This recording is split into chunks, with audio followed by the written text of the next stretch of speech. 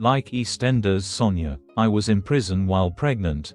It was dehumanizing. I remember my first night in prison vividly. I felt disoriented, paranoid and anxious, with no idea what to expect. If everything wasn't already overwhelming, I then discovered I was pregnant. What should have been joyous news was instead terrifying. I had to tell my partner that our first child might be born in prison. He began preparing himself mentally to be a single father, believing he would have to raise the baby on his own. In a situation mirroring my own in many ways, I was both shocked and strangely excited when I heard that Sonia Fowler from EastEnders was pregnant in prison. Like Sonia, I was held in prison before trial, and I was pregnant too. In the soap, the impact prison is having on Sonia is visible. She looks exhausted, stressed and malnourished. That reflects reality, as there is no comfort in prison. I remember how much my body ached as it pressed against the unforgiving metal slats of the bed. The cold was relentless, and all we were given was a flat sheet and a thin hospital-style blanket.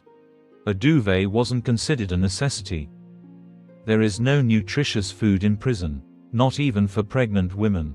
There was no fresh fruit or vegetables, and I remember the potatoes being covered in mud. Sonia also voices her fears about the fact that pregnant women in prison are twice as likely to give birth prematurely. This struck me deeply, as it's a reality I can relate to. Every day I was pregnant in prison I was worried about what would happen to my baby. One time, I even had a medical emergency. During my first trimester, I woke up in the night with severe cramps. I was so worried I was miscarrying. I rang the buzzer for help and explained my symptoms. But there were no medical staff available at night. Whether I would be taken to hospital was up to the prison officers. Hours later, officers eventually escorted me to the hospital in handcuffs. It was so dehumanizing, and the officers were more concerned about being late home than the safety of my baby. Their lack of empathy was crushing, and I wasn't allowed to contact my partner to tell him what was happening.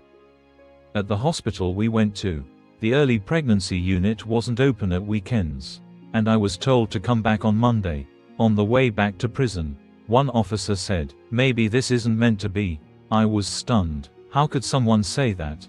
I later filed a complaint, but nothing came of it. That night, back in my cell, I cried for hours. I was consumed with fear that my baby was gone. Without access to my family or a private scan, I felt powerless and scared. The isolation from your loved ones is one of the hardest parts of prison. The scenes of Sonia in prison are all when she's being visited by partner Reese Colwell. People assume prison visits are moments of joy and a chance to reconnect with loved ones. In reality, they're some of the hardest moments to endure. Visits give you a painful glimpse of everything you're missing. When you're on remand like I was, the only upside is that you're entitled to unlimited visits. But even that doesn't compare to the comfort you'd feel being kept on bail in the community. The lack of physical connection during visits is another harsh reality the show portrays well. Sonia meets her partner during the scene, and as he leans in to hug her, she stops him, saying, "No, Reese, you can't." This brought back vivid memories for me. Long hugs were prohibited due to security concerns. Officers claimed prolonged contact could be used to smuggle contraband. But for those of us inside, it was just another way of stripping us of basic human comfort. Sometimes, all you really need is a hug. I'm also glad they're covering the shocking reality of pregnant women being held in prison before their trial. Many people don't know this happens. I wish I had been kept at home on bail instead. Prison is no place for pregnant women. It strips you of autonomy, ignores your needs, and reduces you to just another number. Basic communication and care are lacking. Years later, I still think about my experience, how preventable so much of the pain and confusion was. This is why I now campaign with Level Up to end the imprisonment of pregnant women. When my case went to trial, as Sonia's will this week, I was found not guilty and released home.